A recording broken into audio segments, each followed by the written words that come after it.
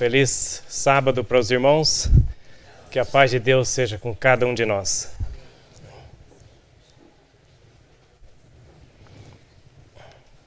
Agradeço a Deus a oportunidade de estar com os irmãos uma vez mais para compartilharmos a palavra de Deus. E eu oro para que possamos desfrutar dos momentos que passaremos com a palavra de Deus e que ao sairmos daqui, uma vez mais possamos sair na certeza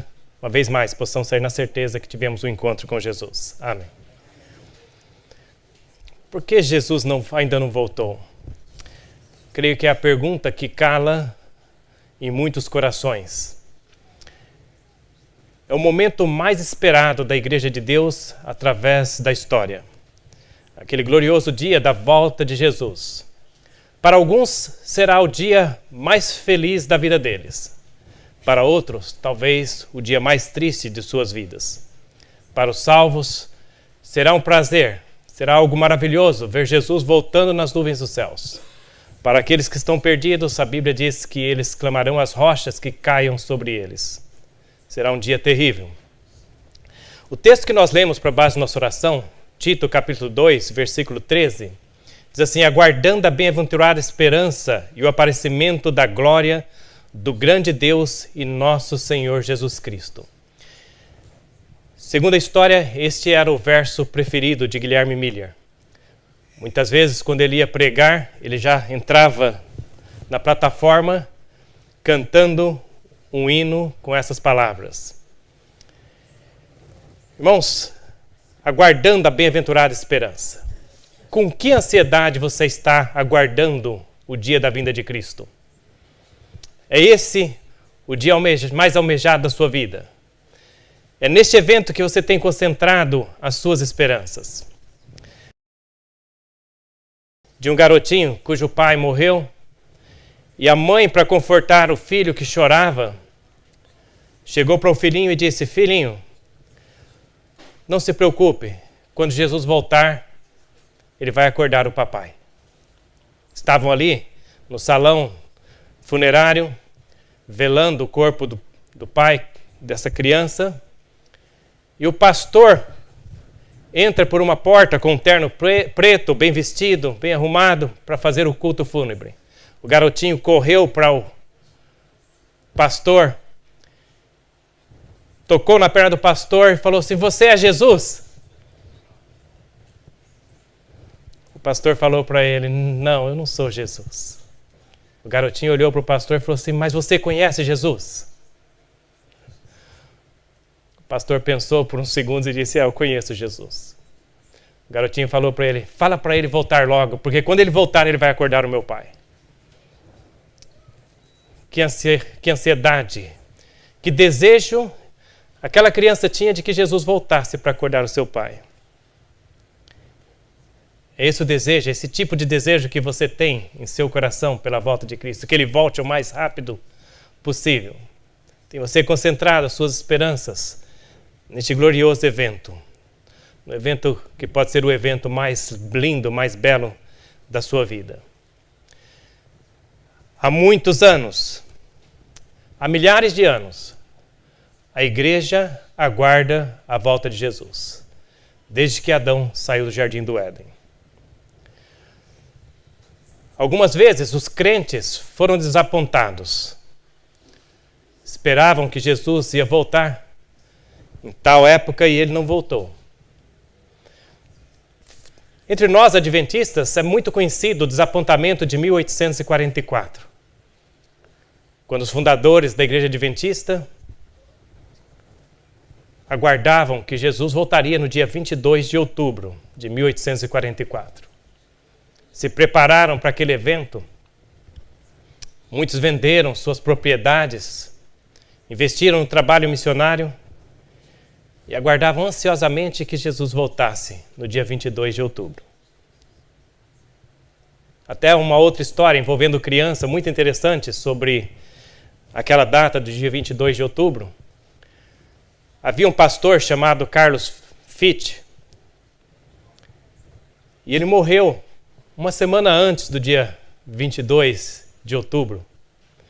E os livros de história adventista contam que quando Carlos Fitch morreu, ele fez um batismo de 3 grupos de pessoas, estava muito frio, ele adoeceu, não se recuperou e morreu. E a mãe chegou também para as crianças e falou assim, olha, não preocupe, semana que vem o papai vai ressuscitar. Jesus está voltando na semana que vem e nós vamos reencontrar o papai. Vamos dar para imaginar a decepção, né? Chega na semana seguinte, na terça-feira da próxima semana, está ali a mãe, os filhos esperando. Hoje vamos encontrar o papai. Hoje Jesus volta, o papai ressuscita. Virou o dia e Jesus não voltou. Para aquela família foi uma grande decepção. E claro, para todos os crentes que aguardavam a vinda de Cristo naquele dia, foi uma grande decepção. Mas aquele não foi o primeiro desapontamento da igreja acerca da vinda de Cristo. Na primeira vinda de Cristo, infelizmente ele também decepcionou as pessoas. Primeiro, ele não veio como as pessoas esperavam. Quando se falava do Messias que vinha para libertar Israel, todos esperavam que o Messias nasceria da família real, seria um rei que dominaria as nações e colocaria Israel no centro do mundo outra vez. E Jesus nasceu, pobrezinho, em uma manjedoura, desconhecido de todos. Foi uma decepção para muita gente a maneira como Cristo veio. Jesus cresceu, começou seu ministério. Os discípulos mesmo ainda tinham expectativas de que Jesus ia se tornar um rei dominante, estabelecer o seu reino aqui neste mundo. Mais uma vez a igreja foi decepcionada. Aquele em quem eles concentravam todas as suas esperanças, todos os seus planos, foi morto, uma morte humilhante, a morte da cruz. E aí no capítulo 24 de São Lucas, no versículo 21, nos conta a história dos discípulos caminhando para Emaús. Encontraram-se com Jesus que havia ressuscitado, eles não o reconheceram. Jesus começou a conversar com eles e eles expõem a decepção que haviam sofrido.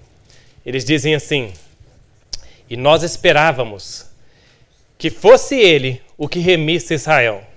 Mas agora, com tudo isso, já é hoje o 3º dia que essas coisas aconteceram.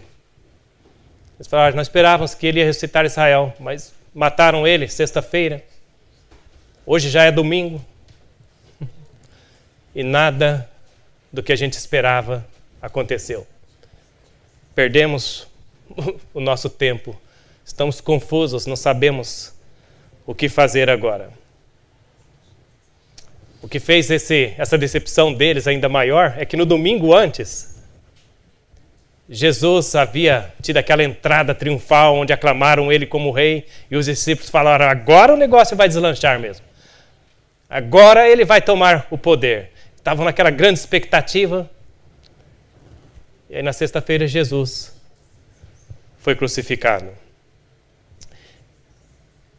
A culpa não era de Cristo, a culpa não era de Deus, que as pessoas se confundiram. Jesus já havia dado evidências, falado sobre sua morte, mas sabe aqueles momentos quando você ouve uma coisa e você não quer acreditar? Quando Deus está mostrando, mas você não quer ver, porque você tem outros planos, outros pensamentos. Você quer ver o que você quer ver, você ouve o que você quer ouvir. Era isso que estava acontecendo com os discípulos. Cristo já havia falado em João 12:32, ele falou para os discípulos, falou assim, olha, e eu quando for levantado da terra, todos atrairei a mim. Ele estava falando da sua crucifixão. Para deixar mais claro, Mateus 16:21, ele falou para eles, desde então começou Jesus a mostrar aos seus discípulos que convinha ir a Jerusalém e padecer muito dos anciãos e dos principais, dos sacerdotes e dos escribas, e ser morto e ressuscitar ao 3º dia. Ele havia falado claramente para eles. Eu vou padecer na mão deles. Eles vão me matar, mas eu vou ressuscitar ao 3º dia. Então Jesus não era o culpado do mal-entendido que houve por parte dos discípulos. Ele havia advertido eles, ele havia procurado preparar eles para deixar bem claro que ele era o rei que eles estavam esperando mas não o tipo de rei que eles haviam esperado. Desde o batismo de Cristo, desde quando João se encontrou com Cristo, Deus já falou para aquela multidão, para os discípulos que ali estavam. Quando João viu a Cristo, lá em João capítulo 1, verso 29, diz que João, quando ele viu a Jesus, ele falou assim: eis aí o Cordeiro de Deus que tira o pecado do mundo. E o que acontecia com o cordeirinho? Que eles estavam fazendo todos os dias com o cordeirinho. Matando todos os dias, sacrificando o cordeirinho. Cerca de 700 anos antes de Cristo vir a esse mundo, Isaías já tinha falado que o Messias viria e ele seria levado como uma ovelha muda ao matadouro. Já falava da morte de Cristo. Em várias ocasiões, a Bíblia apresentava o Messias como o Cordeiro de Deus.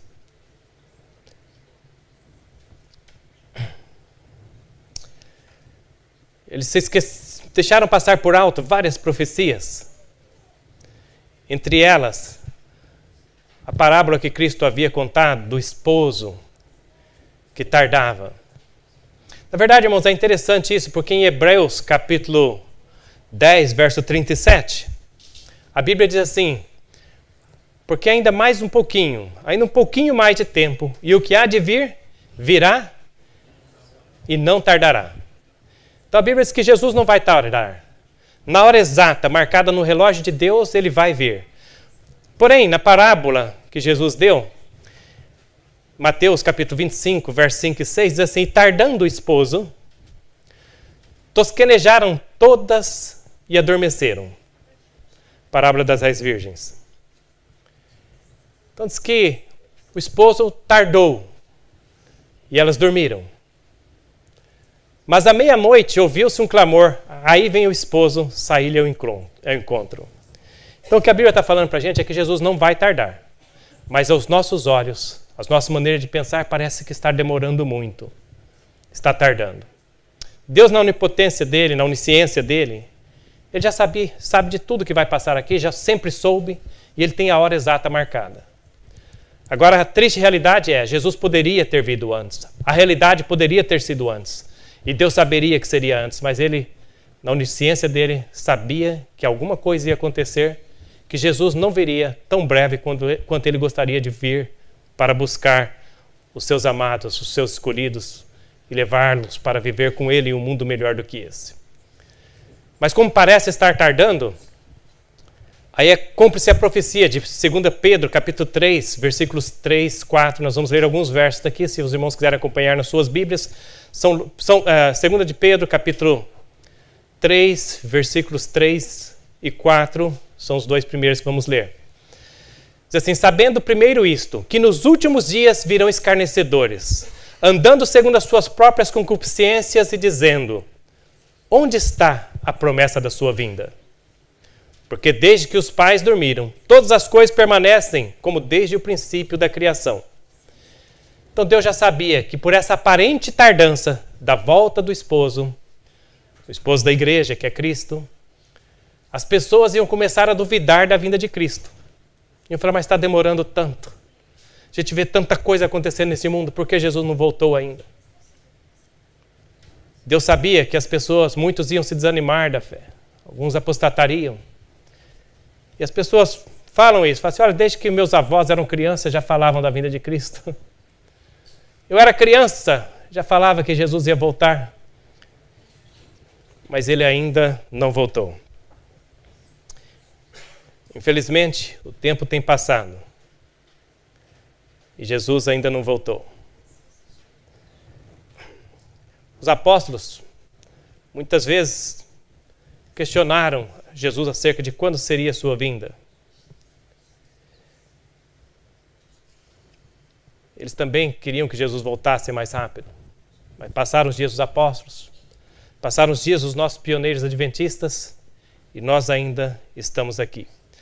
2 de Pedro 3, mesmo capítulo, versículos 5 e 6. Porém, eles voluntariamente ignoram isto, que pela palavra de Deus já desde a antiguidade existiram os céus e a terra, que foi tirado da água e no meio da água subsiste. pelas quais coisas pereceu o mundo de então, coberto com as águas do dilúvio. Então a Bíblia aqui nos chama a atenção para o tempo do dilúvio. Quando houve o dilúvio, as pessoas também desanimaram de esperar o dilúvio, né? Falaram, não vai acontecer. Esse velho que está pregando aí está ficando louco. Já tem 30 anos que ele está pregando que vai cair essa chuva aí, que vai destruir o mundo. E até agora, nada. Passaram 10 anos mais, 40 anos, o velho louco continuou pregando a mesma coisa. Que vai chover essa chuva aí. 50 anos, nada aconteceu. Quanto tempo ele pregou? E aconteceu ou não aconteceu? Mas você pode imaginar as pessoas da época? Primeiro ano, o pessoal talvez ficou um pouco preocupado, né? Pode ser. Quem sabe o velho está certo. Segundo ano, talvez ainda. Mas, irmãos, depois de 80, 90, 100 anos, as pessoas falavam, o velho está doido mesmo, não tem jeito não. E a Bíblia fala aqui, não esqueçam dos dias do dilúvio, que as pessoas também duvidaram que Jesus ia voltar. Mas ele voltou. Pedro aqui, ele lembra, o mundo nos lembra desta ocasião, deste evento que passou há muito tempo atrás, dos dias de Noé.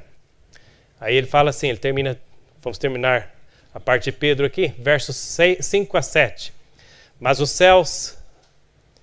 7. Mas os céus e a terra, que agora existem pela mesma palavra, se reservam como tesouro e se guardam para o fogo, até o dia do juízo e da perdição dos homens ímpios. E é claro que aí ele fala assim, olha, não se equivoquem, esse mundo está destinado à perdição, à destruição pelo fogo. Não vai ser água mais, vai ser por fogo. E depois nos versos 8 e 9, ele dá uma explicação de por que Deus ainda não enviou Jesus a este mundo. Por que esse mundo de pecado, de impiedade ainda não terminou? Eu vou ler esses dois versos também. 2 de Pedro 3, 8 e 9. Mas, amados, não ignoreis uma coisa, que um dia para o Senhor é como 1000 anos, e 1000 anos como um dia. Então, o que para a gente é um dia, para Deus, o que para a gente parece 1000 anos, para Deus é como se fosse um dia. Passa tudo muito rápido. Comparado com a eternidade, aqui tudo passa muito rápido. O Senhor não retarda a sua promessa, ainda que alguns a tenham por tardia, mas é longânimo para convosco, não querendo que alguns se percam, senão que todos venham a arrepender-se. Jesus está esperando alguma coisa acontecer na minha vida e na sua vida. Ele não quer que você se perca. E Ele não quer que eu me perca. Ele continua trabalhando conosco para ver se decidimos consagrar as nossas vidas por completo a Ele. Está nos dando tempo. Está retendo ainda a vinda de Cristo, para que alguns não venham se perder. Parábolas de Jesus, página 29, a inspiração diz assim: Cristo aguarda com frequente desejo a manifestação de si mesmo em sua igreja. Quando o caráter de Cristo se reproduzir perfeitamente em seu povo, então virá para reclamá-los como seu. Jesus está esperando o quê? Ele está esperando ver Ele mesmo em você. Está esperando ver Ele em mim. O dia que nós reproduzirmos a imagem de Cristo, formos semelhantes a Ele, tivermos o caráter dEle em nossas vidas, Ele falou assim, aí eu vou voltar para levar vocês para morar comigo em um mundo melhor do que esse. Deus tem um povo que está se preparando.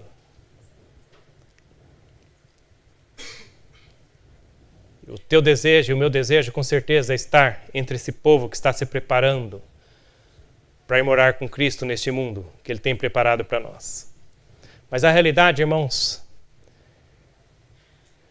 é que ainda tem muita preparação a ser feita. A realidade é que a igreja não está preparada para a segunda vinda de Cristo. A triste realidade é que a igreja não está preparada completamente, nem mesmo para receber as almas que Deus tem aí fora para trazer dentro da igreja. Bom, se eu for entregar a mensagem do jeito que Deus mandou, talvez vocês não me convidem mais para voltar a Portugal, mas ai de mim se não falar o que Deus mandou falar. Irmãos, tem muita gente boa aí fora, se preparando para a vinda de Cristo. Mas essas pessoas têm que chegar aqui na igreja. Jesus falou assim, me convém que eu também as agregue ao redil. Elas têm que chegar na arca de refúgio, que é a igreja neste mundo. Mas a realidade é que a igreja não está preparada para receber essas almas. São almas tão boas, que têm o amor de Deus no coração delas, que se elas chegassem dentro de certas igrejas, elas se escandalizariam. E é por isso que às vezes Deus não as traz para algumas de nossas igrejas. Porque nós não estamos preparados para receber. E não sou eu que estou falando, vou ler agora da palavra de Deus. Se alguém for se ofender, ofenda-se com a palavra. Orientação da criança, página 363. Há igrejas em que a espiritualidade quase já está morta, porque se permitiu entrar o espírito de maledicência. O que é o espírito de maledicência? Falar mal um do outro, falar mal dos irmãos. Tem igreja que está quase morta porque o povo vive falando um do outro. É o que Deus está falando aqui. E essa mensagem, irmãos, não é para ninguém lá de fora, não é para nenhuma igreja lá de fora. Está falando aqui, há igrejas entre nós que têm esse problema. Como é que Deus vê a fofoca, o falar dos irmãos? Vamos ver algumas maneiras como Deus vê essa maledicência. Diz assim, olha, Livro Educação, página 235. O professor, e vamos lembrar que os primeiros professores dos nossos filhos devemos ser quem?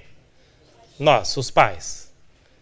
Então não estaria errado se eu colocasse aqui assim, ó, os pais muito poderão fazer para descoroçoar, desanimar aquele mau hábito que é a maldição da coletividade, da vizinhança e do lar, a saber, o hábito de falar por detrás. Então Deus, como ele vê esse hábito de falar por trás da fofoca, como uma maldição para a sociedade, uma maldição da vizinhança, uma maldição para o lar.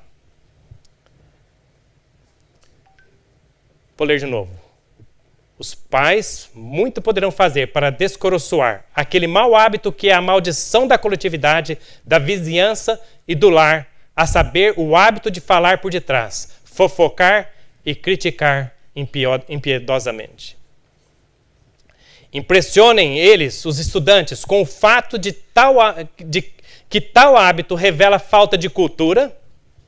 Deus vê a fofoca como uma falta de cultura, falta de educação e da verdadeira bondade de coração. Inabilita a pessoa tanto para a sociedade dos que verdadeiramente são cultos e educados neste mundo, como para a associação com os seres santos do céu. Então é uma coisa que inabilita a pessoa para viver uma vida verdadeiramente culta neste mundo e os inabilita para viver na companhia dos seres celestiais. Mas, mesmo livro, Educação 235, esse daqui talvez seja o mais forte. Pensamos com horror nos canibais que se banqueteiam com a carne ainda quente e trêmula de sua vítima. Todos sabem o que é um canibal, né? Que come outro ser humano, uma pessoa que come outro ser humano. E aqui diz assim que nós olhamos com horror aos canibais que comem o seu próximo quando a carne ainda está trêmula e quente. Mas serão os resultados desta mesma prática, falando da fofoca, mais terríveis do que essa prática do canibalismo? Será que é mais terrível do que a agonia e ruínas causadas pela difamação dos intuitos, pela mancha da reputação, pela dissecação do caráter?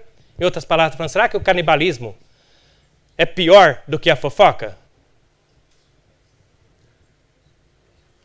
Então Deus vê a fofoca como um canibalismo mais cruel do que o próprio canibalismo. Sabe por quê? Porque o canibal, ele chega, ele já faz o que tem que fazer com a pessoa, já come ali, acabou e acabou. A fofoca, você deixa a pessoa morrendo de pouquinho a pouquinho. Quantas vezes você fala de alguém E aquela pessoa nem pode dormir à noite. Perde noites de sono porque a reputação dela foi prejudicada. A pessoa fica numa agonia, num estresse e vai morrendo aos pouquinhos. Isso traz enfermidade na vida daquela pessoa. Problema de pressão, problema de diabetes, problema disso, problema daquilo. Ansiedade, estresse. Então por isso aqui deixa bem claro. Será que é menor? A fofoca é menos terrível do que o canibalismo? Aprendam as crianças, bem como os jovens, o que Deus diz a respeito dessas coisas. Boletim da Conferência Geral, 2 de abril de 1903. Caluniar é canibalismo. Deus exorta seu povo a não ter nada a ver com isso, mas a vir a Ele, para que possam ter luz, vida e salvação. Então Deus vê a fofoca como um canibalismo e diz que não devemos ter nada a ver com isso como o povo de Deus. Sabe o que é triste, irmãos? Mais triste ainda.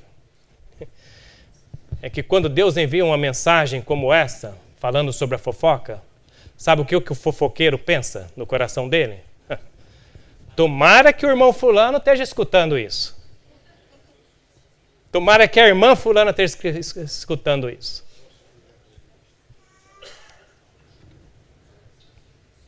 Orientação da criança, página 120. Inveja, má suspeita, maledicência e atribuição de defeitos. Inveja, má suspeita, maledicência e atribuição de defeitos. Ficar vendo defeito nos outros. Que tais coisas não sejam enumeradas entre os discípulos de Cristo. Tais coisas são a causa da presente fraqueza da igreja. Falta do Espírito Santo, falta de poder na igreja. Aquela igreja que ora e a chuva cai, ora e a chuva para. Falta essa força por causa dessas coisas entre a igreja. E uma outra coisa, o fofoqueiro, ele sempre pensa que ele é o guardador da igreja. Não, eu estou fazendo isso porque eu sou zeloso. Estou fazendo isso porque eu gosto da igreja. Eu estou cuidando da igreja. Estou cuidando da reputação da igreja. Por favor, pare de cuidar da reputação da igreja. Nesse sentido, pare. Cuide da sua vida. E deixe a vida dos outros. Permita que Deus faça o trabalho na vida dos outros. Aquelas pessoas que realmente amam o seu próximo e que zelam pela reputação da igreja não vão falar mal dos seus irmãos. Olha, eu não quero dizer mal, mas eu só quero falar. Não vai acontecer isso. Eles vão orar por essas pessoas. Quando tiver um problema, vai falar com a pessoa direto. Mateus capítulo 18.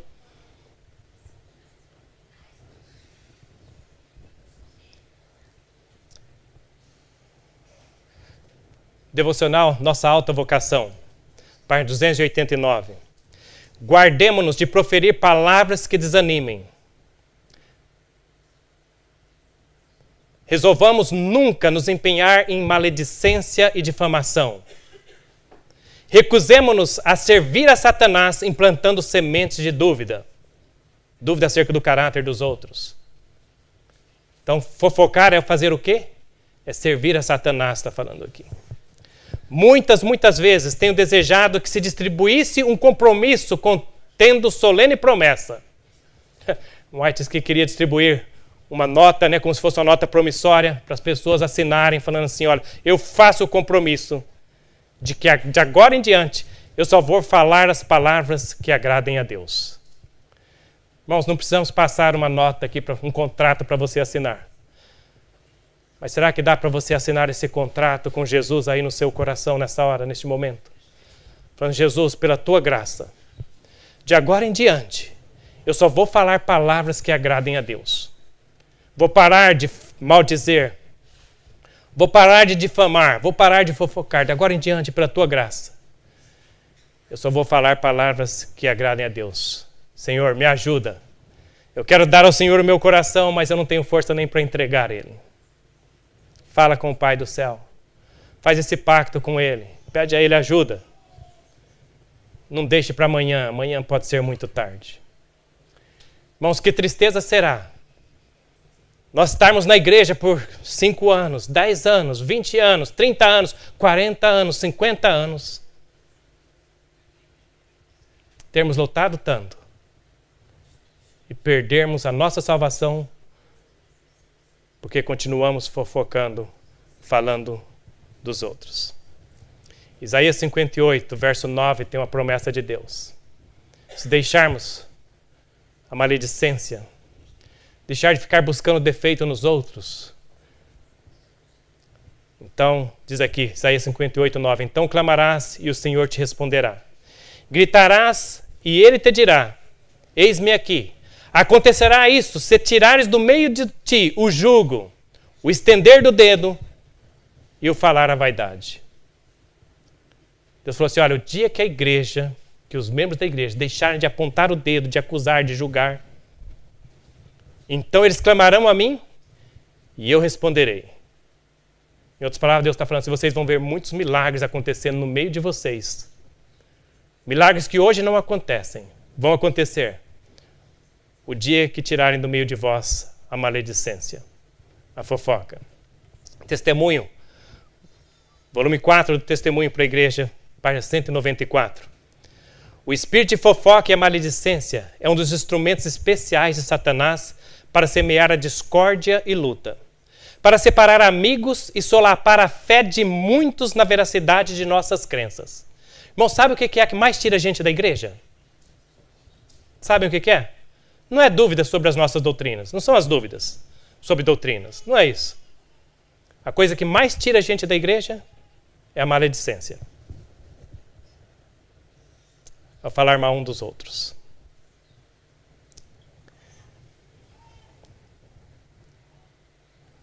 É triste, né, ter que falar sobre isso. Sei que os irmãos talvez estavam esperando uma conferência mais evangelística para atrair pessoas de fora. Mas, irmãos, se a gente não estiver preparado para receber pessoas de fora, podemos fazer tudo quanto é conferência que a gente quiser. Não vão ficar aqui. A mensagem hoje é para você e eu. Os irmãos e as irmãs, continuo lendo o texto, os irmãos e as irmãs estão demasiado prontos para falar das faltas e erros que julgam existir em outros, especialmente nos que têm apresentado firmemente as mensagens de repreensão e advertência que o Senhor lhes confiou. Diz que as pessoas estão muito dispostas a falar uns dos outros, especialmente os mensageiros que trazem uma mensagem que Deus enviou para a igreja, mas que a igreja não gosta. E aí o que acontece, irmãos? Mesmo livro, Testemunho para a Igreja, volume 4, 195. Os filhos desses queixosos, ou desses fofoqueiros, escutam de ouvidos abertos e recebem o veneno da desafeição. Os pais fecham assim cegamente os meios pelos quais poderia ser alcançado o coração dos filhos. Quantas famílias temperam suas refeições diárias com dúvidas e críticas? Estão comendo, sentados à mesa e falando dos irmãos, falando do pastor. Diz que está temperando as suas comidas com críticas e dúvidas. E os filhos escutam aquilo, cresce esse veneno da desafeição na vida dos filhos, aí os filhos deixam a igreja, e aí depois os pais ainda vão falar assim, olha, meu filho saiu por causa do irmão fulano, da irmã ciclana. Meus filhos saiu porque a igreja não deu atenção. Olha, se o pastor, se os irmãos, meu filho estaria na igreja. Não coloque a culpa em ninguém. Se você quer ver seu filho e sua filha de volta aqui, deixe Jesus transformar o seu coração e Deus vai fazer a obra. Se foi esse o problema, Deus vai trazer um milagre que o seu filho, que a sua filha precisa. Continua, mesmo livro, mesma página. Os nomes dos escolhidos servos de Deus têm sido usados com desrespeito e, em alguns casos, com absoluto desdém por certas pessoas cujo dever é apoiá-los. Quem deve apoiar os servos de Deus que estão trabalhando na causa de Deus? A igreja, irmãos. O pastor, o obreiro, não vai fazer nada sozinho, sem o apoio da igreja. Mas aqui que muitas vezes, algumas pessoas, no lugar de ajudar, falam com desrespeito, com desdém, acerca daqueles que Deus escolheu como seus servos. As crianças não têm deixado de ouvir as observações desrespeitosas dos pais com referência às solenes repreensões e advertências dos servos de Deus. E a tendência tem sido nivelar em sua mente os interesses sagrados e eternos com os negócios comuns do mundo. Isso faz com que as crianças não tenham capacidade de discernir entre o que é comum e o que é santo. Vem a igreja como o mundo, tudo é a mesma coisa, tudo igual. Que obra realizam esses pais? Fazendo de seus filhos uns incrédulos. Quem faz dos filhos incrédulos aqui? Os pais fofoqueiros. Desde sua infância, se tornam incrédulos já quando eram crianças. Esses mesmos pais e mães, cegados pelo inimigo, admiram-se de que os filhos sejam tão inclinados à incredulidade e a duvidarem da verdade bíblica. Aí os pais depois falam, não sei como, cresceu na igreja, conhece a verdade. Admiram-se de que seja tão difícil alcançá-los por influências morais e religiosas. Por que é difícil? Porque quando eram crianças, os pais fizeram deles incrédulos. Se esses pais tivessem visão espiritual, descobririam imediatamente que esse deplorável estado de coisas é resultado de sua própria influência doméstica. Por que os filhos estão assim? Pelas influências domésticas, pela atitude do pai e da mãe. Produto de seus ciúmes e desconfiança. Assim, muitos incrédulos são criados nos círculos familiares de professos cristãos. Incrédulos crescendo dentro de lares cristãos. Apocalipse capítulo 14, versículos 1 e 5, diz assim: E olhei e eis que estava o Cordeiro sobre o monte Sião, e com ele 144.000, de quem em sua testa tinham escrito o nome dele e o de seu pai. E na sua boca não se achou engano, porque são irrepreensíveis diante do trono de Deus. É esse tipo de pessoas que Jesus está preparando.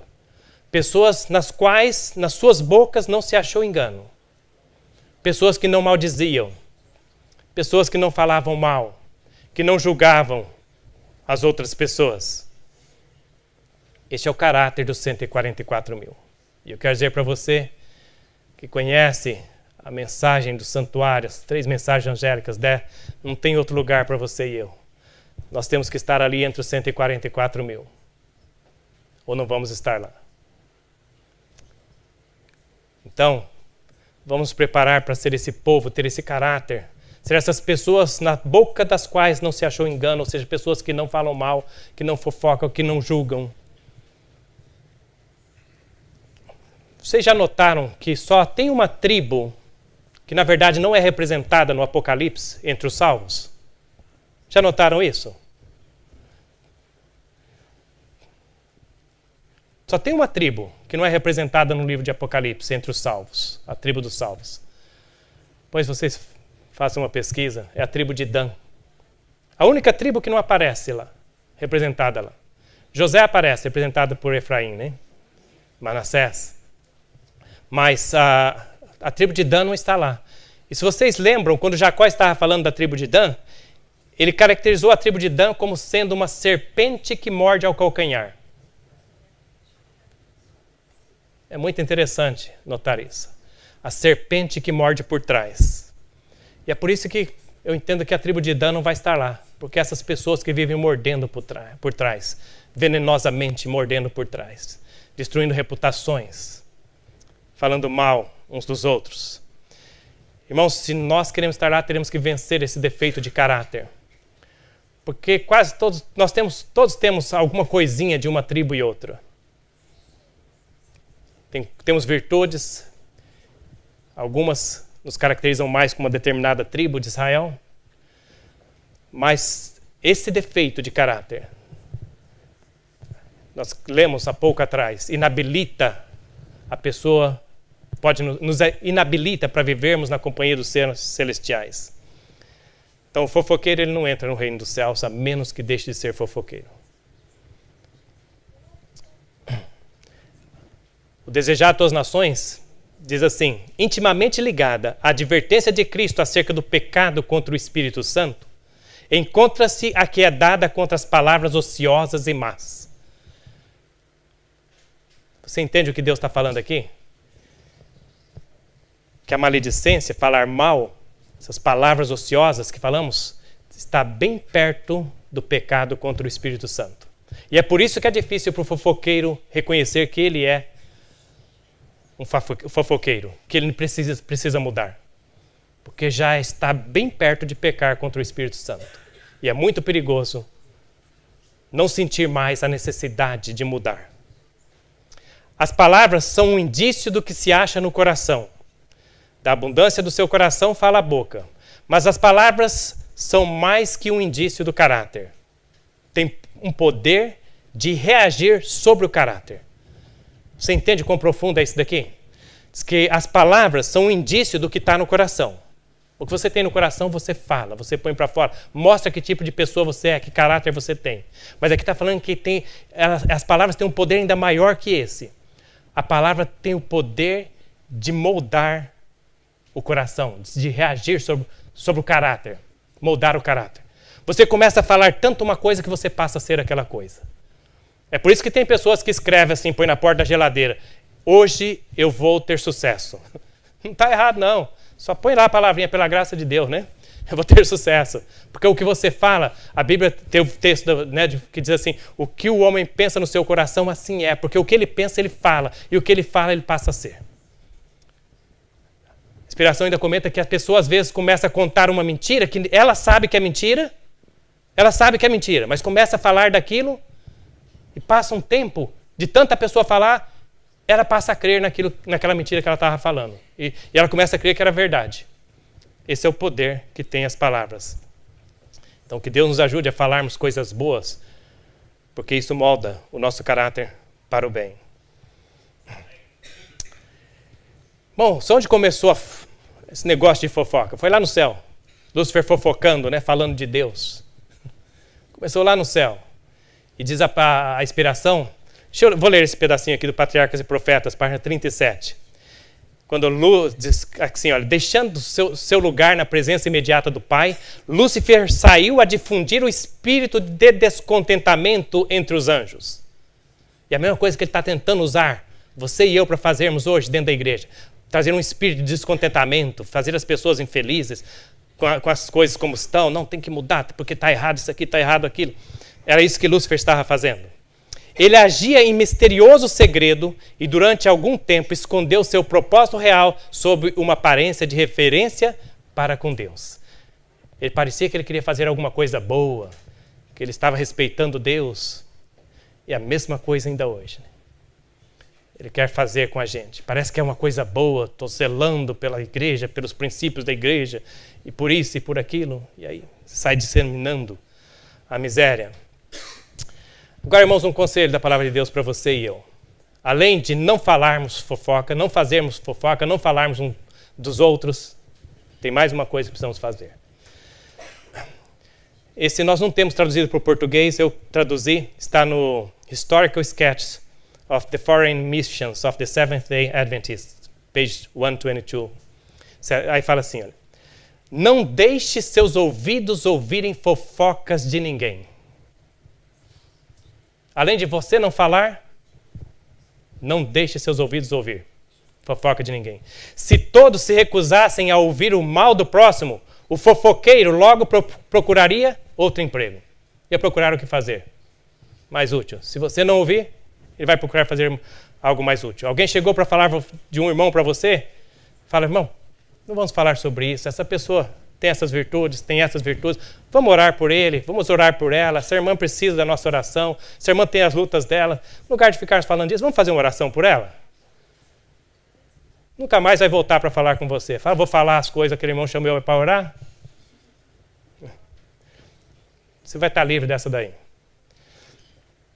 Fervorosos esforços, quinto testemunho, 610. Fervorosos esforços devem ser empenhados em cada igreja. Em cada igreja. Porque o diabo vai tentar entrar em todas as nossas igrejas. Em todas as nossas casas. Então, diz assim, fervorosos esforços devem ser empenhados em cada igreja, a fim de suprimir o espírito de calúnia e crítica, que é o maior dano, maior dano causa à igreja. Vocês lembram que eu falei que o que mais tira a gente da igreja É a fofoca? Está aqui o Espírito de Profecia falando. É o que causa mais dano na igreja, porque além de tirar alguns, tira muitos, ainda deixa muitos com o coração amargurado dentro da igreja. A dureza e o hábito de criticar as faltas de outros devem ser reprovados como obra do diabo. Cumpre fomentar e robustecer nos crentes o amor e a confiança mútua, que movido pelo temor de Deus, o amor a Ele e aos irmãos, cada qual fecha os ouvidos aos mexericos e acusações, apontando ao delator os ensinos da palavra de Deus. Que fechemos os nossos ouvidos pelo amor que temos a Deus e ao nosso próximo, e o amor que temos pela nossa salvação, pelo sacrifício que Jesus fez por nós no Calvário, para que aquele sacrifício não venha a ser em vão por nós. Então, irmãos, Jesus não voltou ainda, e eu vou dizer para vocês, ele não voltou ainda porque nós não aprendemos a cavar outro poço. Para vocês entenderem o que eu estou falando, depois leiam com mais tempo lá, Gênesis capítulo 26. Nós precisamos aprender a cavar outro poço. É a história de Isaac, nas suas jornadas. Ele chegou a Gerar, e quando ele chegou ali em Gerar, ele queria ficar habitando ali com a sua família. Aí ele olhou os poços que o pai dele havia cavado, que Abraão havia cavado. E ali os inimigos, os invejosos, tinham tampado o poço que o pai dele tinha cavado. Porque o poço era sinal de prosperidade. Então os invejosos foram e jogaram entulho dentro do poço, taparam o poço que o pai dele havia cavado. Aí ele, com os servos dele, cavucaram o poço novamente. Brotou água boa, poço bom, que o pai havia cavado.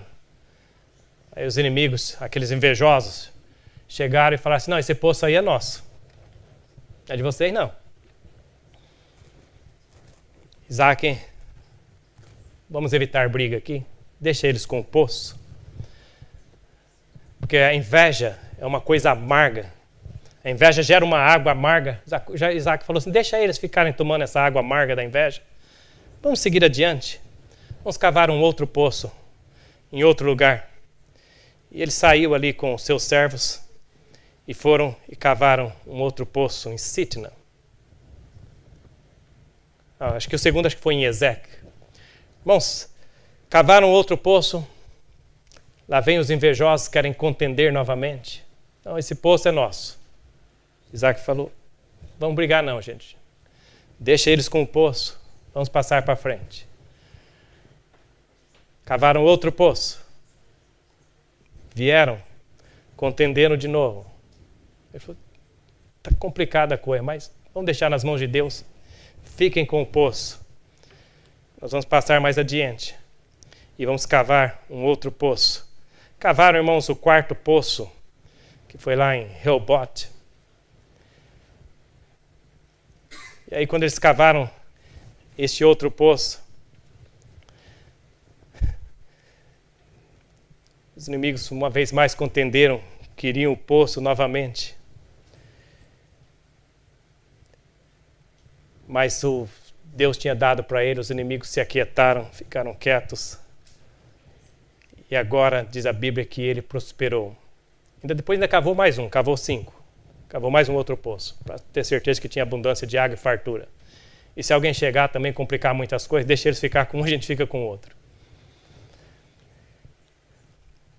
Saiba de uma coisa, na sua vida, muitas pessoas vão querer jogar entulho na sua prosperidade, no seu poço, naquele poço que Deus te deu.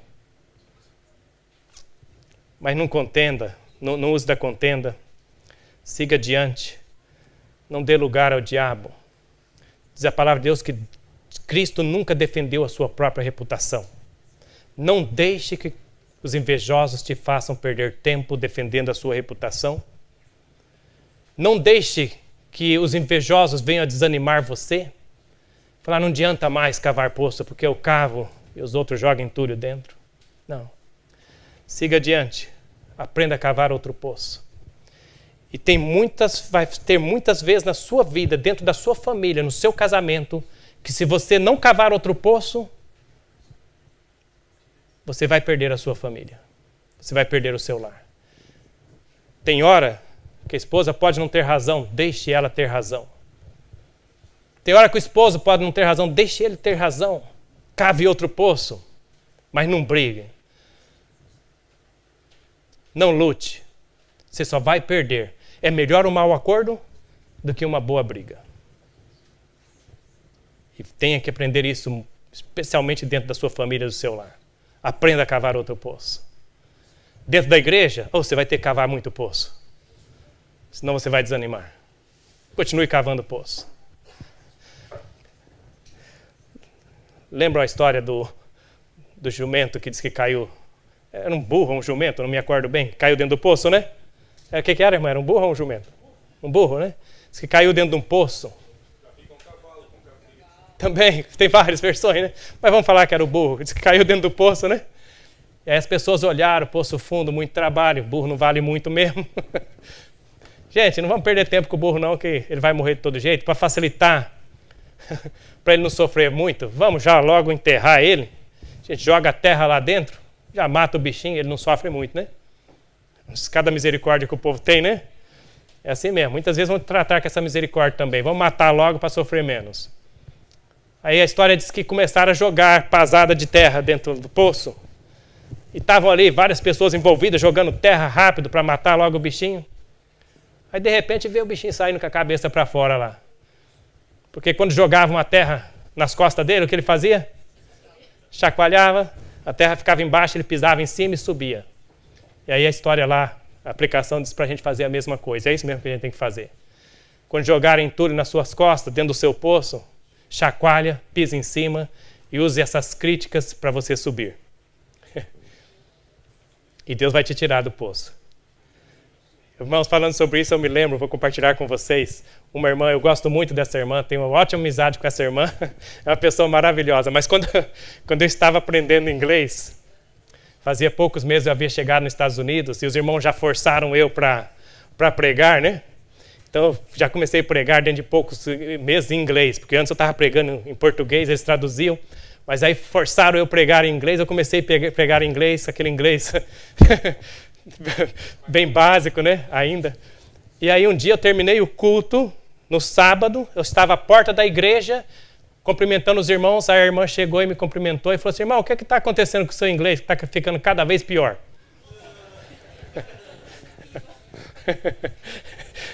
A irmã era bem direta, né? Irmãos, eu tinha duas opções, ou deixar aquilo me bloquear, falar, não vou aprender mesmo inglês, não tem jeito, estou tentando e está piorando no lugar de melhorar. Ou eu decidi estudar mais para ver se melhorava um pouco, né? Graças a Deus eu escolhi o segundo, né? Melhorou um pouquinho. Mas, irmãos, é isso que Deus quer que a gente aprenda a fazer. Você vai receber muitas críticas. As pessoas vão fofocar de você, vão maldizer você. Não desanime, não. Olha para o Calvário. Jesus é o perfeito exemplo. Nós do ministério não somos o perfeito exemplo para a igreja. Ninguém é o perfeito exemplo para você. Nós vamos fracassar, eu posso falhar, posso desanimar. Qualquer coisa pode acontecer comigo. Mas Jesus, ele é o seu exemplo perfeito. Então, se eu falhar, se a igreja faltar com você, se a igreja falhar para você, você que está me ouvindo, talvez aí online, se algum dia a igreja falhou com você, talvez você está desanimado, talvez até saiu da igreja por alguma razão, olha para Jesus, ele é o teu único perfeito exemplo. E que Deus abençoe e ajude para que quando nós fracassarmos, nossos filhos possam olhar mais adiante também e ver o perfeito exemplo que é Jesus Cristo. Mas, irmãos, que Deus ajude você e eu para fazermos o melhor que podemos, para não perdermos a nossa salvação por causa da maledicência e da fofoca. Eu quero terminar, o último texto que eu quero ler é de Mateus 12, 36 e 37, diz assim, mas eu vos digo, que de toda palavra ociosa que os homens disserem, hão de dar conta no dia do juízo. Quando você for tentado a falar de alguém, lembre-se, você vai ter que dar conta disso no dia do juízo. Porque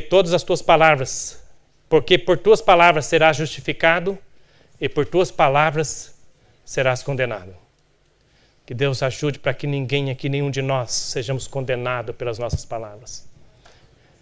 E agora eu falei que eram os últimos versos, não vou ler mais versos, mas eu quero chamar a sua atenção para uma outra coisa aqui, para o início dessa palestra, quando nós falamos acerca da vinda de Jesus. Este pode ser o evento mais glorioso e mais belo da sua vinda. Ele não voltou ainda, mas ele vai voltar. Não importa o que o mundo pense, o que as pessoas pensem, ele prometeu, ele vai voltar. E tudo indica que está mais próximo do que nunca. Jesus volta muito em breve. Mas no primeiro advento de Cristo, como eu disse, ele veio de uma maneira que o mundo não esperava. Em 1844, Jesus veio no lugar onde o mundo não esperava. Em vez de vir à terra, ele entrou no lugar santíssimo do santuário. E na segunda vinda de Cristo, as profecias nos dizem que Jesus vai vir a hora em que o mundo não espera. Irmãos, eu creio que estamos vivendo neste tempo onde o mundo não está esperando Jesus mas o mundo, aqueles que esperavam cansaram de esperar. O mundo se distanciou demasiado de Deus. A corrupção penetrou em todos os lugares da sociedade. Mas Jesus falou, olha, estai apercebidos, porque na hora em que não penseis, o Filho do Homem há de vir. Portanto, irmãos, eu creio que Jesus vem muito em breve. Que Ele prepare você e eu, que Ele transforme as nossas vidas e que nós possamos receber a Cristo com alegria quando Ele vier muito em breve. Amém.